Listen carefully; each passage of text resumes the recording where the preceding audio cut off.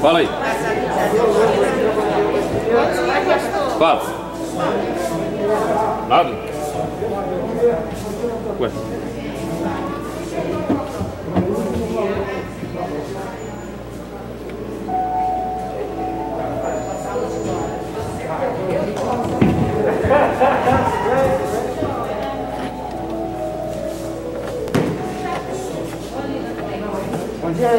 Oi. Fala aí. Fala. Som, 1, 2, 3, som, 1, 2, 3, testando, som. 1, 2, 3, som, testando. 1, 2, 3, testando, som. Irmãos, vamos começar aqui a nossa EBD, apesar do horário avançado. Irmãs, por favor.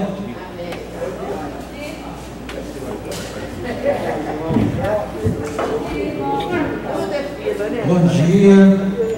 Vamos orar para darmos início à lição 4 da EBD. Dormir no resto da tarde. Pô, mas a gente andou pra caramba. Vamos orar. Pai, muito obrigado, Senhor, por mais um dia que tu concede a cada um de nós. Pela tua grandeza e pelo teu amor, Senhor, a qual cada um revela. A tua verdade que nos guia, Senhor, para a glória do teu nome.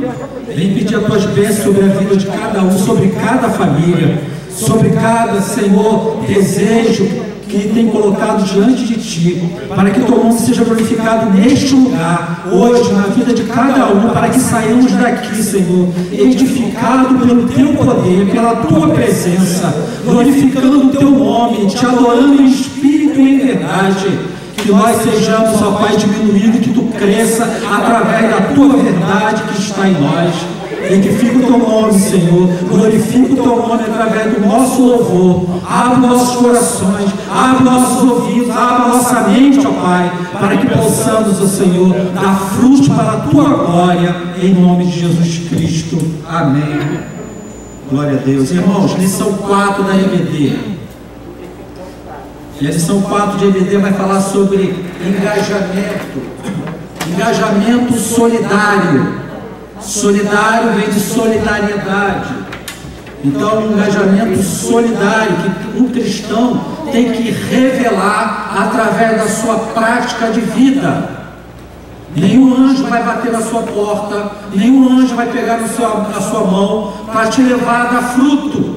O próprio Espírito que habita em você fará com que você revele e glorifique o Pai, glorifique o nome do Senhor, através do fruto, da prática, daquilo que Ele colocou na sua vida, da palavra que Ele colocou, da mudança de vida que você tem. Ele vai revelar a glória do Pai através dos teus atos, através do teu agir, do teu falar, através das tuas atitudes, revelando que você é um salvo em Cristo. Então ninguém precisará, nenhum anjo precisará te levar a fazer isso. Então na revista, na sua introdução, o autor da revista nos deu aí Filipenses 2, de 1 a 11. Conforme a gente vai lendo, a gente vai expondo os versículos. Vamos ler a introdução da revista. O coração solidário não é uma escolha para o cristão. Isso é o autor da revista que está dizendo. Então ele está sendo verdadeiro no que ele está expondo. O coração solidário não é uma escolha para o cristão. Se não é uma escolha, é imperativo que o cristão revele a sua solidariedade. Porque, como acabamos de dizer, o Espírito guia para isso. Então, o autor diz, o coração solidário não é uma escolha para o cristão. É inerente à verdadeira fé que ele revela no Cristo. Então, olhe para dentro de você e vê se dentro do teu andar cristão você está revelando a verdadeira fé, da qual vem do único Deus, do único ensino, do único Espírito. Então, isso é inerente à verdadeira fé que o cristão revela. Então, uma vez que o cristão está alicerçado nele, em sua pessoa de Cristo e em seus atos, perceberemos que nessa fé que o cristão revela, não há espaço, não pode haver espaço para negligência. Isso é o autor da revista que está colocando, e é uma verdade absoluta para todos nós cristãos. Não há espaço para negligência, não há espaço para indiferença, não há espaço para impiedade. Porque uma vez que o cristão pratica impiedade, nós temos que lembrar que Jesus não conhece aqueles que praticam impiedade. Por isso que não há espaço para a verdadeira fé de um cristão. Então, há espaço apenas para uma legítima atitude agregadora, que não é egoísta, mas sim, acima de tudo, empática, ou seja, você se colocar no lugar do outro. E aí não importa em que grau de amizade você tem com o outro. Se você viajar daqui para qualquer país, para qualquer estado, se você encontrar um irmão, você chamará ele de irmão, porque o teu espírito tem empatia com ele, com o mesmo espírito que habita nele. E muitas vezes aqui, nós não falamos com o outro irmão. Aqui, nós não perdoamos o outro irmão. Aqui, nós temos desavença com o outro irmão. Então, nós temos que rever esse conceito de chamarmos ou de glorificar o nome de Deus e ter rixa ou dissensões ou divisões com o outro irmão, com qualquer quem seja, principalmente irmão. Então, nós temos que ser empáticos, e seja colocar-se no lugar do outro. Não são necessários discursos de natureza política e ideológica para agirmos solidariamente. Ou seja, você não precisa concordar com a religião do outro, você não precisa concordar com a política do outro, você não precisa concordar com a preferência do outro. Não é isso que está se dizendo. O que está se dizendo é que teu espírito tem que ser solidário, solidariedade, compaixão, com a mesma que você foi alcançado, e revelar isso para glorificar a Deus, não o outro, mas a Deus que está em você. Então ele vai dizer, não importa a natureza política, a natureza ideológica, para agirmos solidariamente tem que concordar com a pessoa. Não, ele está falando de outra coisa. Ele está falando de princípios. Ele está falando de um novo ser, de uma nova mente, de um novo coração, que tem que ser revelado através de atitudes. Então ele está dizendo apenas o que necessita, o que precisa para um cristão é um firme compromisso de ter a mesma disposição que houve em Cristo. E aí está o exemplo. Você tem que tomar as dores do Filho, que Ele revelou para te amar e para te salvar, e revelar os mesmos propósitos naquele que você acha que não merece o teu carinho, que não merece o teu amor, que não merece o teu perdão. Lembre que você não merecia nada e Deus te deu. Então continua o autor da revista, que embora, qual é a mesma disposição que houve em Cristo? Que embora sendo Deus, não considerou que o ser igual a Deus era algo a que devia apegar-se, mas esvaziou-se, Ou seja, ele se aniquilou, ele se esvaziou de si mesmo, tomando a forma de servo, fazendo semelhante aos homens e servindo aos homens. O primeiro tópico da revista diz que a motivação da ação solidária, a primeira que ele vai abordar, é o amor. E aí diz o autor da revista: pela força das circunstâncias, o mundo se viu obrigado a rever o paradigma da sua convivência social.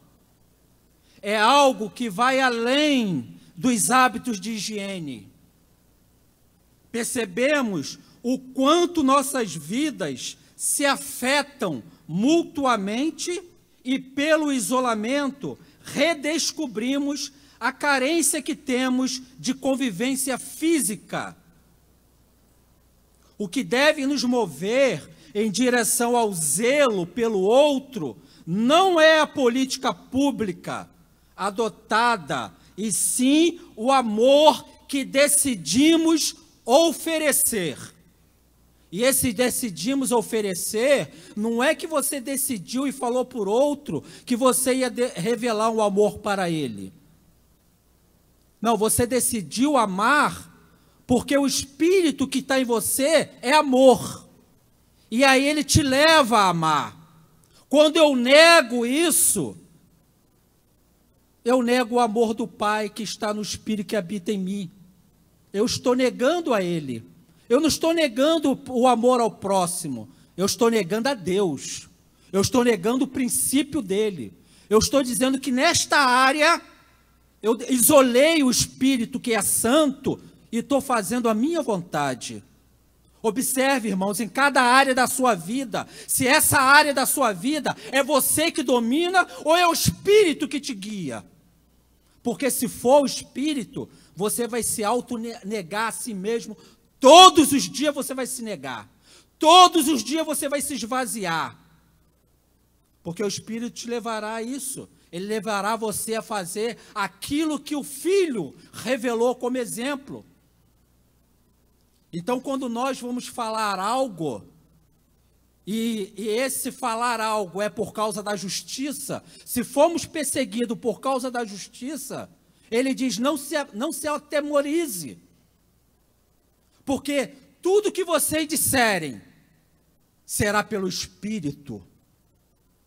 Agora, muitas vezes as nossas ações é da carne, porque nós separamos o Espírito naquele momento e queremos fazer a nossa vontade. Então nós temos que revelar um amor que decidimos oferecer. E aí nós não temos que escolher pessoas para oferecer esse amor. Esse amor precisa ser capaz de superar nossas divergências, seja ela qual for, ideológicas, não importa. E se preocupar apenas com a preservação de quem você diz amar. Se um desconhecido você ama por causa do Espírito que é santo, e aí aqueles que você conhece, você tem uma rixa, aí você decide não amar mais. É igual um casamento. Um casamento, de repente, o casal quer se separar. E aí vai se perguntar o motivo. Muitas vezes diz que passou a ser incompatibilidade de gênios. Eu não amo mais. Mas a verdade é que você decidiu não amar mais. É você quem decidiu. Porque Deus é amor. E se Ele está em você, por que você não ama? Porque você isolou. E aí é você que decidiu, não o Espírito, porque Ele é amor. Se Ele está em você, o que te cabe? Amar. E se você diz que não ama mais, você decidiu. É você que decidiu.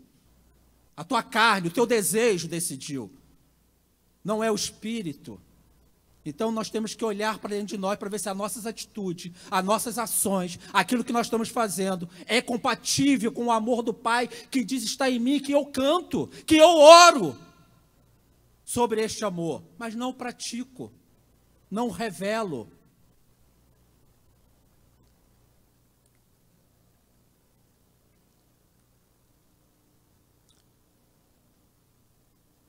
O autor vai dizer que por amor a esta humanidade caída, Jesus esvaziou-se e assumiu a forma humana, sujeitando-se a todas as dores inerentes a essa condição.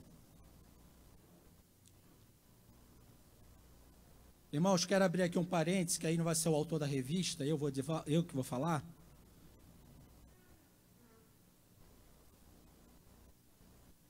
Em Filipenses 2:1, que o autor nos deu para acompanhar o estudo de 2 de 1 a 11, mas em Filipenses 2:1 vai dizer: portanto, se há em Cristo alguma exortação, e aí quando Paulo está perguntando se há em Cristo, é evidente que há, ele está fazendo uma consideração, uma afirmação retórica. Então Paulo tá dizendo aos filipenses, portanto, se há em Cristo alguma exortação, se há em Cristo alguma consolação de amor, se há em Cristo alguma comunhão do Espírito, se há qualquer sentimento profundo ou compaixão nele, é como se ele perguntasse, por que não há em você?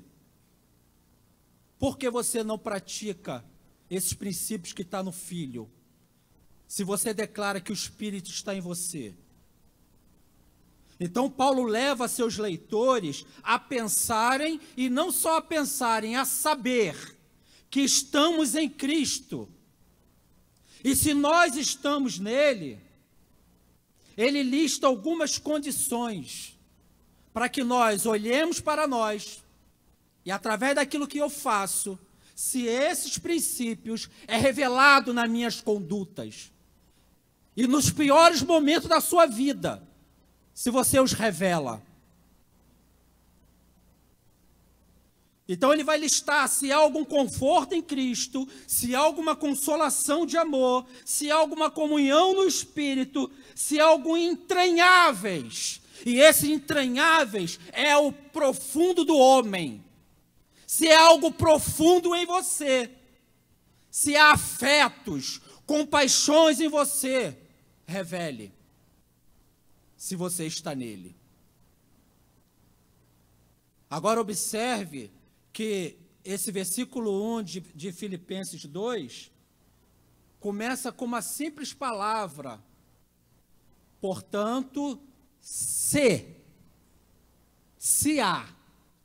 Essa palavra se, ela está amarrada a tudo que ocorre com a gente. Porque se eu digo, há em mim compaixão, essa palavra se está ligada, então mostre.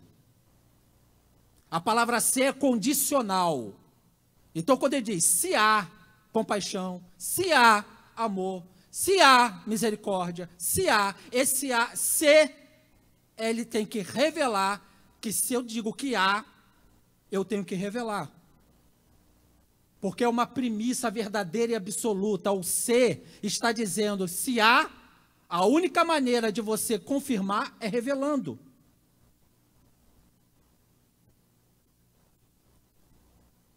Então essa conjunção se assume a condição que está cumprida em Cristo, que é verdadeira nele. Se está cumprido nele, e se é verdadeiro nele, e se ele habita em mim, ele espera que eu dê esses frutos. Ele espera que eu revele compaixão, misericórdia, amor, consolo. E como eu gosto de dizer e repetir, nenhum anjo vai vir aqui para dizer para você revelar isso. Todo dia nós temos que olhar para dentro de cada um de nós. Nós temos que nos julgar. A sabedoria bíblica diz que se eu me julgar, não serei julgado por ninguém. Então o Espírito me julgará. Então olhe para dentro de cada um de nós. Porque se esse individual for praticado, Deus acrescenta vida neste lugar. Deus acrescenta vida aonde você estiver. Porque brota, cresce. Lembra que Jesus secou a videira, a figueira? E a Bíblia diz que não era tempo de fruto. Como ele vai secar uma videira se não era tempo de fruto? É injusto. Então Deus vai colher em você fruto. Quando ele seca a tua vida é porque você não deu. Mas irmão, por que secou se não tinha um fruto, se não era estação? A parábola diz que ela tinha folhas. E quando ela dá folhas, ela dá broto. Jesus foi buscar o fruto, ele não achou nem o broto. Porque ele podia tirar o broto e comer o broto. Mas nem o broto ele encontrou. Ele diz que encontrou folhas. Ela era inútil. Porque quando dá as folhas, ela dá o broto. E nem o broto ele encontrou. Então Deus tem que encontrar em nós princípios que ele revelou. Princípios que ele deu para que nós possamos praticar. Nem que seja um broto. Para ele desenvolver esse broto em frutos.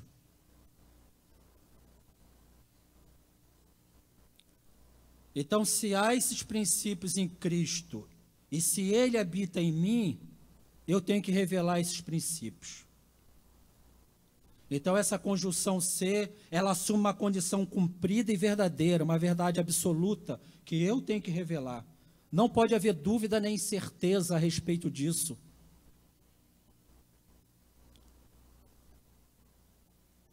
E esses princípios, pelo contrário, ele introduz uma cláusula condicional na vida de cada um de nós.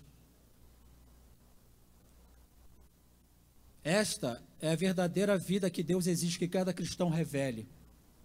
Se há em Cristo consolo, amor, misericórdia, compaixão, nós temos que revelar. No versículo 2 e 3 de Filipenses, ele continua dizendo: completai a minha alegria. Nós entristecemos o Espírito quando não revelamos aquilo que ele quer, que ele nos concedeu para revelar. Nós não entristecemos o Espírito Santo quando a gente mata, rouba. Não, a gente entristece o Espírito Santo quando a gente deixa de praticar os atos que o Filho ordenou que praticássemos. Então Paulo está dizendo aqui para que completar a alegria dele, revelando os frutos do Filho. Interessante que Paulo diz completar a minha alegria, e Paulo está preso. Paulo está preso. Então Paulo diz, completai a minha alegria, para que tenhais o mesmo modo de pensar. Irmãos, nós temos que ter a mente de Cristo. A mente de Cristo que a gente tem que ter não é apenas da boca para fora, ou saber apenas que a Bíblia diz isso. Tem que entender o que é a mente de Cristo. E quando ele diz a mente de Cristo, é o exemplo que Cristo deixou em todas as suas lutas e desafios, e ele revela como em cada momento ele praticou os atos. Então, completai a minha alegria para que tenhais o mesmo modo de pensar, o mesmo amor, o mesmo ânimo, pensando a mesma coisa. Ele não deu um espírito separado por filho e deu um para a gente separado com menos amor, com menos compaixão, com menos... Não, é o mesmo espírito.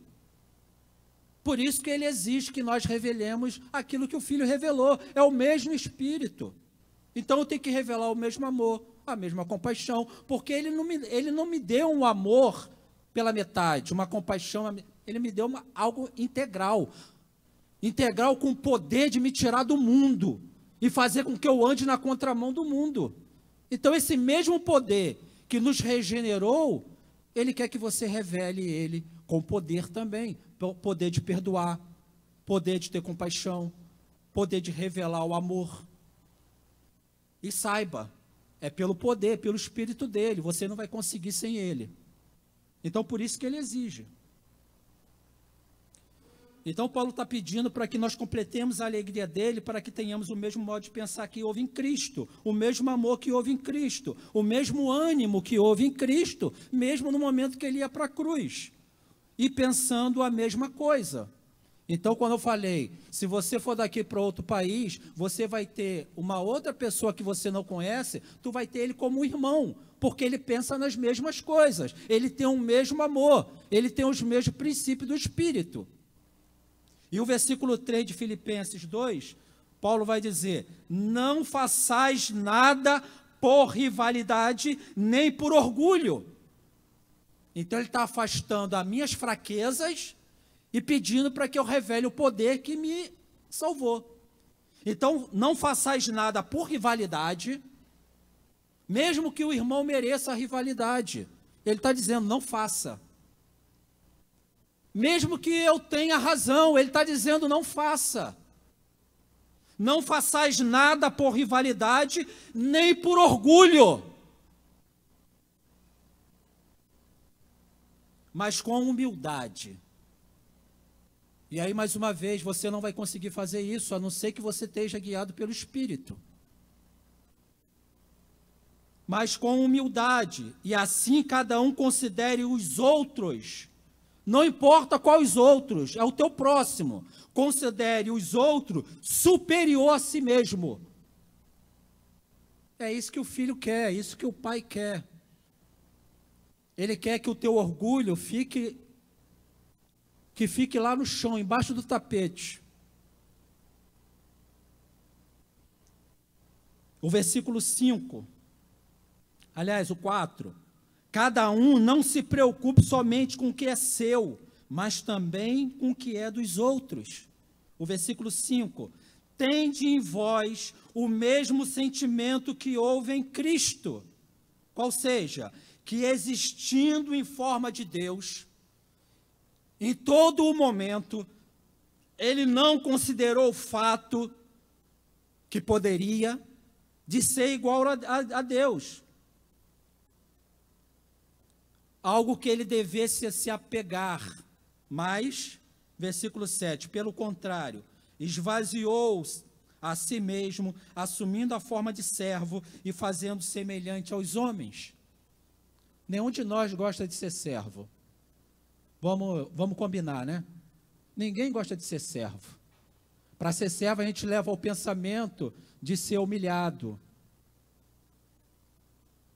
Mas servo aqui é servir aquilo que você recebeu, não é aquilo que você não tem. Ninguém vai dar o que não tem. Você vai dar o que recebeu. O filho deu o que ele recebeu. O filho obedeceu o pai por aquilo que ele estava recebendo do pai. Então, nós vamos dar o que recebemos. Se recebemos o amor, nós vamos dar o amor. Consolo, nós vamos consolar. Se for para exortar, exortaremos no amor. Então, aquilo que eu recebo do pai é o que eu dou. Da maneira que eu sou tratado pelo Espírito, eu revelo esse tratamento igualmente ao meu semelhante, ao meu próximo. É o que ele está pedindo. Ele não está pedindo nada mais. Ele está pedindo, se você foi alcançado com este poder, revele ele. Transmita ele a outros, ao teu próximo, ao teu irmão. Então, é o que ele está pedindo, é o que ele está exigindo. Irmãos, há um só segredo para achar o caminho dos corações. Seja o coração da tua esposa, do teu filho, seja o coração do teu irmão, do teu vizinho rebelde.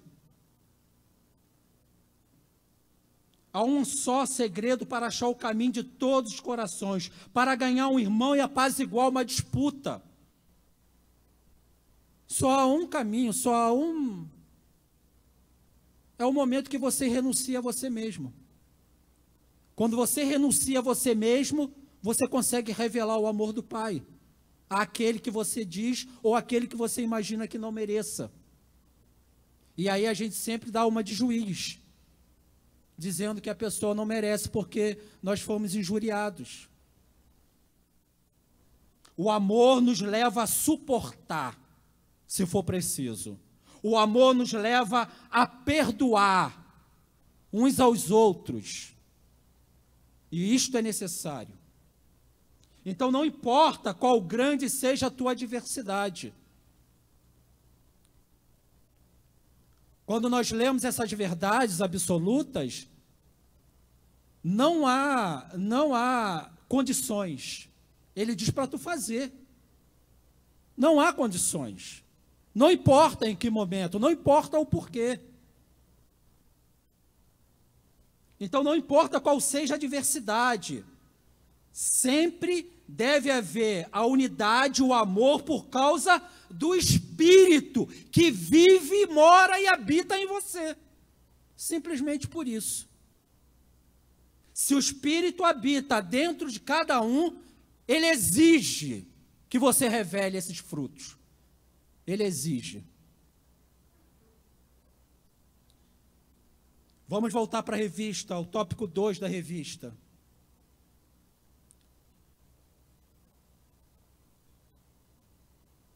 O tópico 2 da revista diz o contexto da ação solidária, a morte iminente. Então estamos diante, diz o autor da revista, da proliferação em escala mundial de um vírus para o qual não temos uma vacina eficiente. A reclusão é para preservação, manutenção da saúde e sobrevivência. A questão que perpassa toda a temática é a luta contra a morte pela vida. Este é o contexto no qual estamos lidando. Um esforço mundial para que haja o mínimo possível de vítimas fatais do vírus. Nossa realidade espiritual é semelhante, diz o autor da revista. Também se trata de uma luta pela vida. Então, quando Deus faz com que você leve a salvação a outro, perdoando, amando, Ele está querendo que você igualmente salve aquela vida, como nós estamos fazendo com o vírus. Então, também se trata de uma luta pela vida, na luta espiritual. Então, o vírus do pecado contamina e condena à morte, e todos somos parte desse grupo de risco.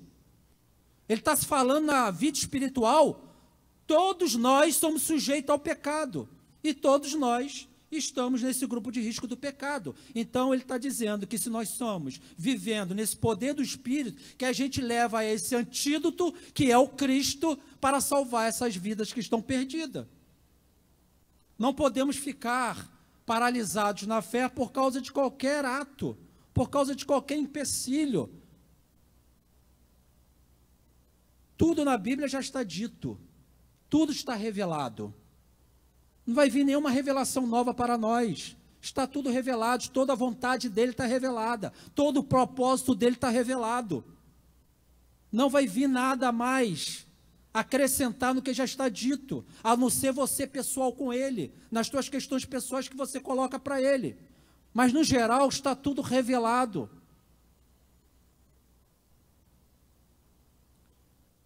O autor da revista vai continuar. O salmista traduz com perfeição a angústia trazida pela iminência da morte. Lá em Salmo 89, 48, ele vai dizer: que homem pode viver e não ver a morte?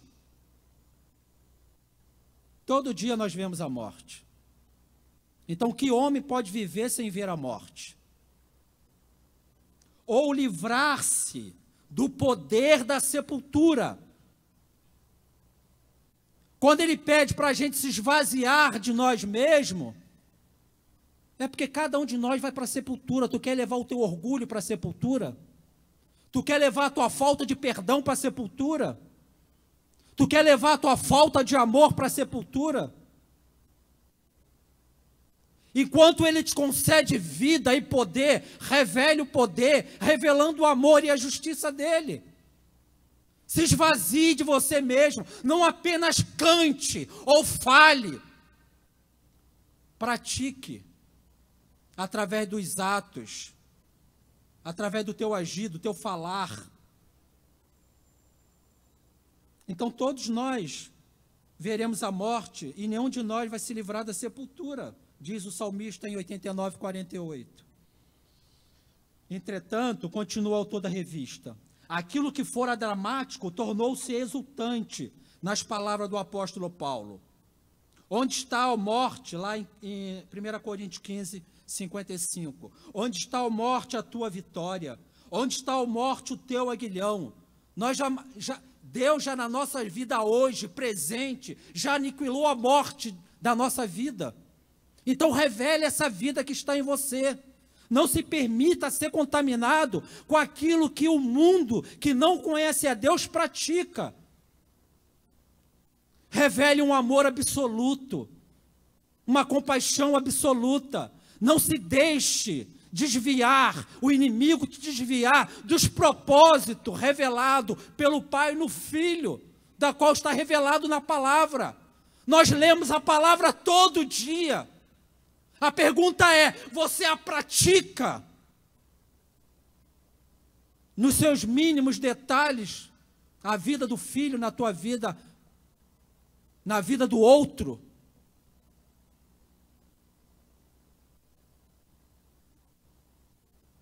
Continuando o autor da revista, ele diz, essa reviravolta radical de condenados para libertos foi proporcionada por Jesus em seu gesto de amor. O meu gesto de amor não é para aqueles que eu digo amar. O meu gesto de amor é para todos que eu quis colocar no teu caminho. Para todos, não importa. Se ele criar alguma dificuldade para você, ele quer que você ame aquela pessoa naquela dificuldade, revelando o amor dele. Eu não canso, quando eu me lembro disso, eu não me canso de lembrar que algo que ficou marcado, um testemunho do pastor Áquila, de que o vizinho dele era... ninguém se dava com o vizinho dele. Ele se mudou para cá, aqui na vila, e o vizinho dele era terrível, implicava com tudo, acordava cedo para reclamar. Então, não tinha garagem, ele colocava o carro próximo à casa do vizinho, e o vizinho saía, começava a gritar, a reclamar, a xingar. E o pastor Áquila, no seu testemunho, ele diz, eu orei a Deus e falei, Senhor, me dá o coração desse homem. Que teu Espírito faça com que eu tenha a paciência e o Senhor me leve a conquistar o coração desse homem. E aí o pastor declara que Deus deu para ele algo que ele teria que se fazer para conquistar o coração. Ele começou a sentar de manhã, o homem acordava de manhã cedinho, ele ia de manhã cedinho para o portão dele, preparava o café, levava o café para o portão, e quando o vizinho saía, ele convidava o vizinho para tomar café. E o vizinho xingava, brigava, não quero. E ele no dia seguinte estava lá de novo, oferecendo o vizinho, chamando o vizinho para conversa e oferecendo o café. E aí ele diz que ele conquistou aquele vizinho. E aquele vizinho foi batizado aqui, ó. Aquele vizinho foi batizado aqui. Sabe o que aconteceu com esse vizinho? Depois de alguns meses, faleceu. Cadê o nosso amor? O nosso amor para aqueles que a gente julga e diz, esse não merece a minha compaixão. Esse não merece a minha amizade. Esse não merece o meu perdão. Cristo morreu por aquele vizinho. E Cristo morreu por todos. E nós escolhemos a quem a gente vai dar a nossa amizade, o nosso amor. Não é para você escolher. Ele é amor a todos. E Ele conta com você para revelar esse amor.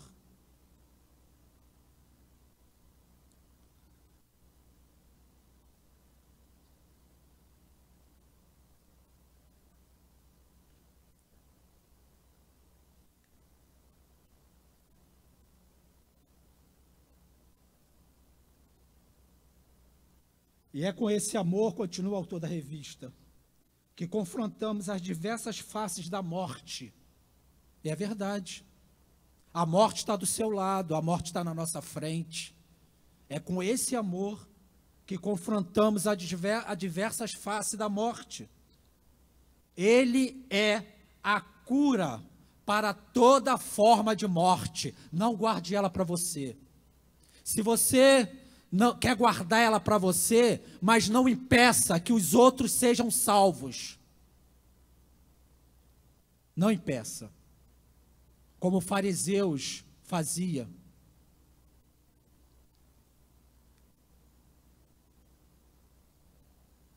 O próximo tópico da revista é o 3. A ação solidária, autossacrifício. E isso tudo está ligado a Colossenses 2. Então nós lemos até o 7, assim a gente vai ler agora do 8 ao 11. Diz Colossenses 2, de 8 a 11. Assim, na forma de homem, ele humilhou-se a si mesmo. Irmãos, não é nenhum descrédito a gente se humilhar em Deus. Não é nenhum descrédito se humilhar em Cristo. Não é nenhum descrédito, pelo contrário, ele vai nos honrar. Não espere honra de homens. Não espere honra do vizinho rebelde.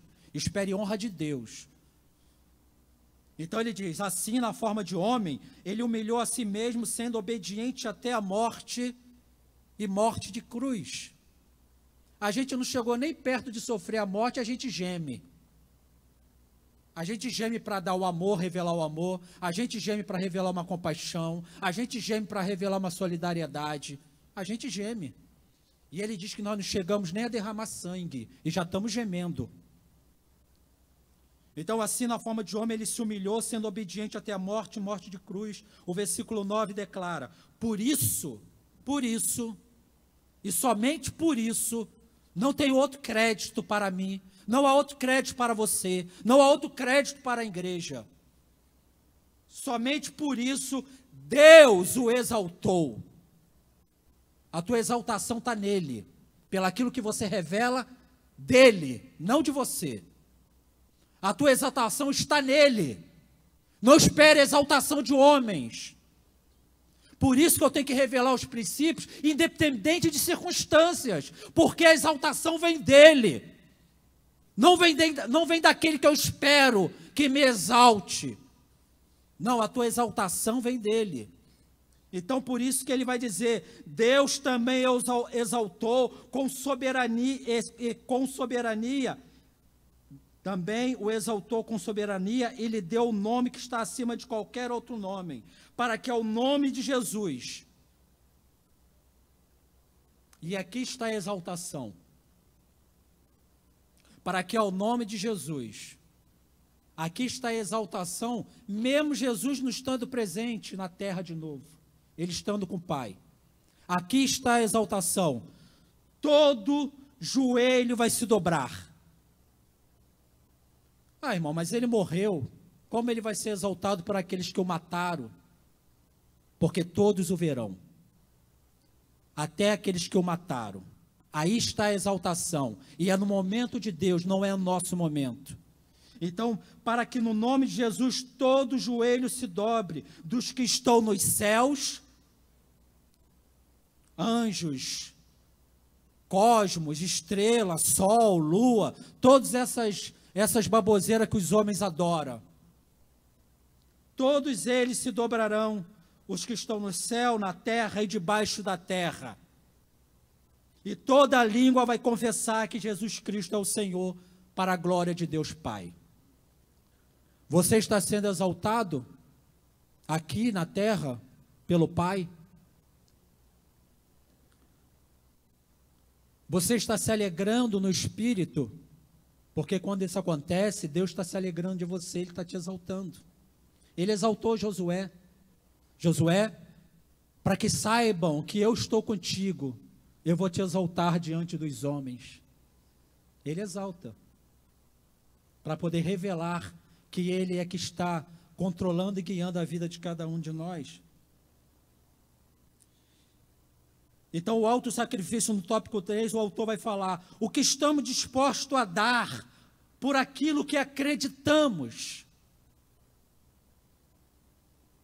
No episódio da viúva pobre, observamos uma senhora fazendo do seu pouco, seu tudo.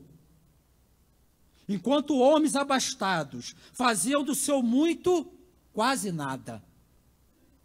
E aqui é evidente que não está se falando de importância. Isso está lá em Lucas 21, de 1 a 4. Então, através desse episódio, Jesus nos ensina que em seu universo a efetividade não está relacionada ao quantitativo, e sim ao qualitativo. O que você está dando? O que você está revelando através do que você recebeu? Os teus dons, a tua unção, os teus talentos. Está enterrando ou está multiplicando? Então, aquele que recebeu 1 está multiplicando? Amém, está dando fruto. Aquele que recebeu 10 está multiplicando? Amém, recebeu fruto. Não é qualitativo. Aliás, não é quantitativo, é a qualidade, não é a quantidade. Então, aqui ele está trazendo o exemplo da viúva pobre. Ofertas expressivas, de baixa qualidade, porque aqueles homens que davam muito, a qualidade moral era 0. Ele está dizendo que a da viúva tinha qualidade moral.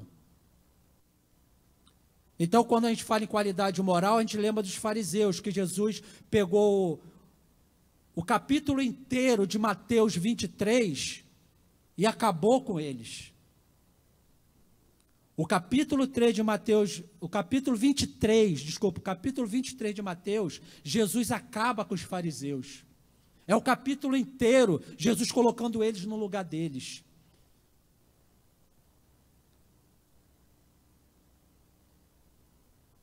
Então, é moral.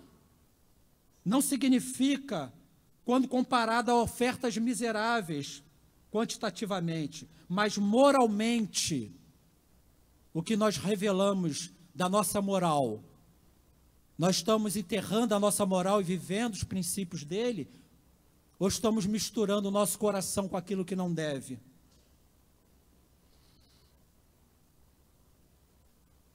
Daí a pergunta inicial desse tópico. Qual é a pergunta? O quanto estamos dispostos a dar? Essa não é a pergunta. Não devemos saber o quanto estamos dispostos a dar, mas sim o que estamos dispostos a dar. O que estamos dispostos a dar? Para que você se negue a você mesmo e dê, assim como a viúva pobre. Ela não estava passando e resolveu na hora colocar. Ela já saiu disposta a dar. Então, o que você está disposto a dar? Já saia com esta mente. Porque Deus tirará as pedras do caminho e te exaltará. Assim como Jesus exaltou a viúva pobre, sem ela saber que ela estava sendo exaltada. Porque a gente gostamos de status. Mas Deus exalta na intimidade. Deus te exalta no teu íntimo, só para você saber, para que teu orgulho não se incha, assim como Paulo, um espinho na carne. E vale lembrar que quando Paulo fala do espinho na carne, ele não está falando do episódio que aconteceu naquele momento, para isso servir para nós. Ele está dizendo algo que aconteceu há 14 anos atrás. Então é para que nós não sejamos bebê na fé.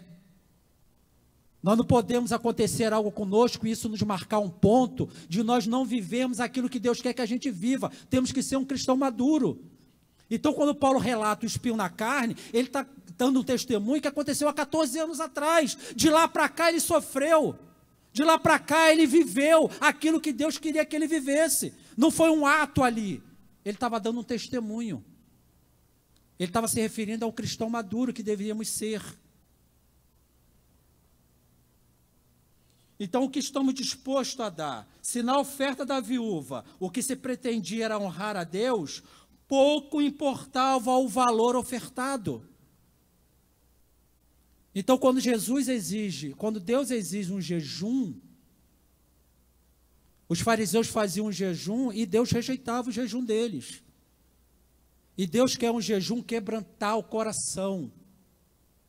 Ele quer um jejum de dentro. Que você se quebrante, que você se entregue. Esse é o jejum que ele aceita. Então não importava o valor ofertado, desde que se manifeste um autêntico ato de culto. Se o teu culto é autêntico, nenhum anjo precisará te dizer isso, você sabe. Você vai se alegrar, Deus vai te alegrar o teu espírito, vai te exaltar. Precisamos demonstrar através da prática que estamos realmente comprometidos com o bem-estar do próximo. O quarto tópico. A igreja primitiva, um caso concreto. Diz o autor, estamos descobrindo muito de nós mesmos nesta pandemia. O quanto gostamos de ficar ou sair de casa, o quanto precisamos de contato físico, o quanto nos falta a liberdade. É muito didático para nós perceber que a saída desta crise não depende de capacidade individual de solucionar problemas, mas no agir coletivo por um bem comum. Isso é engajamento solidário. Agir com todos, pelo bem de todos. Isso que a gente está vendo o Brasil fazer. Solidariedade para aqueles que precisam. Mas o autor, automaticamente, ele está trazendo isso para o espiritual. A igreja, em sua gênese, na sua saída, demonstrou essa solidariedade, engajando-se na preservação do bem-estar e da justiça, logo na sua primeira expressão coletiva. Aí ele vai trazer Atos 2, 44, 46, onde diz que todos os que criam estavam unidos e tinham tudo em comum, por causa do Espírito. Então a igreja solidária dava seus primeiros passos de afirmação com uma verdade perpétua que guiaria os homens na direção de Deus. E é perpétuo. Tem que ser perpétuo. Para isso ser perpétuo, com certeza, você instruir teus filhos no caminho que devem andar, para igualmente ele revelar aquilo que Deus te revelou para que ele também faça. Então é perpétuo, é de geração em geração.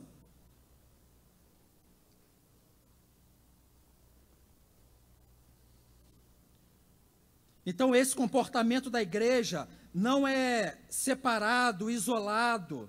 Ela reproduz fielmente a ação de Jesus, que se fez como um de nós, para em nosso meio agir pela salvação de todos.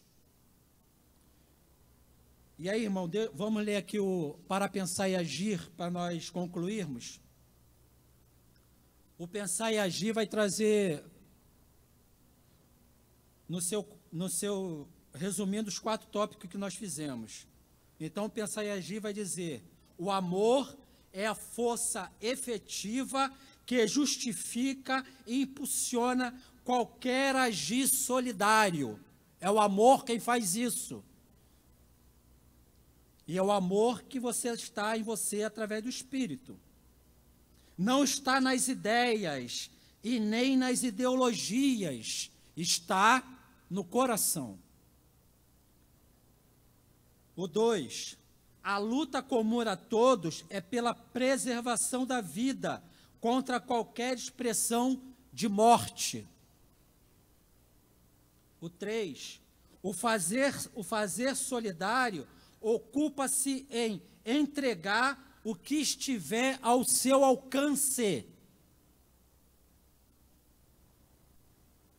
O fazer ou agir solidário ocupa-se em entregar o que estiver ao seu alcance. E aí Deus não está nem te pedindo dinheiro. Deus está te pedindo atitude. Atitude nos princípios do amor, da compaixão, da misericórdia, da solidariedade. Porque, como eu gosto de dizer, a graça, ela não é estática. A gente canta a graça, a gente ora sobre a graça, a gente debate sobre a graça, mas nós temos que saber que essa graça que me alcançou, ela não é estática, ela desenvolve em você essa salvação. Então ela, quando desenvolve, ela está exigindo de você todo dia que você seja justo. Ela está exigindo de você todo dia que você seja santo. Então tem que revelar santidade e justiça todo dia, porque ela está em você. Ela não te deu a salvação e saiu. ela continua agindo em você. Ela age na tua salvação, todo dia, todo dia. Se em algum momento você não revelou aquilo que ela gostaria que você revelasse, volta e vê por quê. Então, o fazer solidário ocupa-se em entregar o que estiver ao seu alcance, mesmo que não pareça ser suficiente. Porque quantidade não garante qualidade. A igreja, o quarto, do pensar e agir. A igreja é o centro de fomento da solidariedade. É verdade. Se a igreja não tivesse envolvida nessa pandemia, né, se Deus não movesse a igreja nessa pandemia, muitas pessoas, de repente, dobrariam o número de mortes. Então, a igreja é o centro de fomento da solidariedade entre os seus e em favor dos que ainda padecem sem salvação. Então, veja que não é apenas dinheiro. Nós vamos orar, agradecer a Deus. Desculpa por não ter dado a oportunidade de alguém comentar, perguntar. Estourou o nosso horário. Pai, muito obrigado, Senhor. Obrigado porque o Senhor é fiel. Continua fiel, Pai, naquilo que o Senhor revelou no Filho. E perdoe, Pai, por entristecer a Ti. Perdoe por eu entristecer o Senhor a cada dia. Perdoe a Tua igreja aqui reunida, Pai. Perdoe porque nós impedimos muitas vezes que o Senhor faça aquilo que o Senhor gostaria de fazer neste lugar.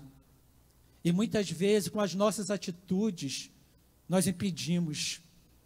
Perdoe, Senhor.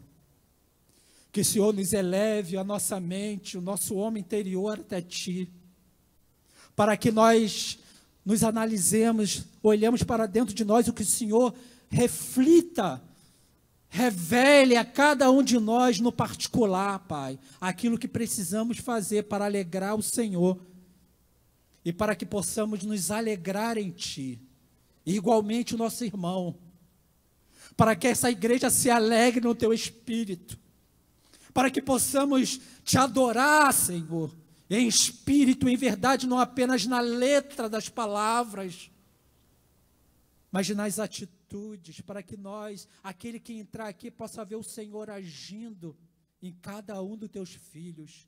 E quando o Senhor age, Senhor, o Senhor cura, o Senhor liberta, o Senhor salva. Não há como o Senhor curar sem salvar. Não há como o Senhor salvar sem curar. Revela, Senhor, na vida de cada um de nós, o Teu poder, para que nós nos alegremos em Ti a cada dia como igreja e possamos amar como o Senhor amou. Em nome de Jesus Cristo. Amém.